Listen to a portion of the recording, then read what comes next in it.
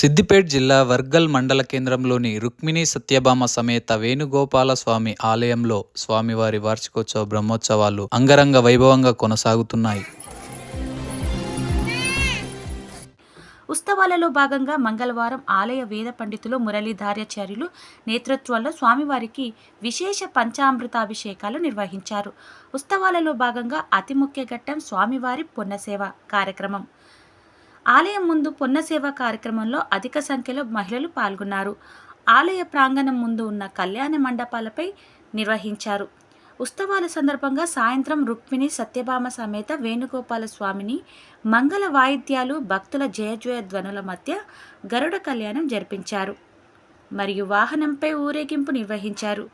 వేడుకలను తిలకించడానికి భక్తులు అధికంగా తరలివచ్చారు.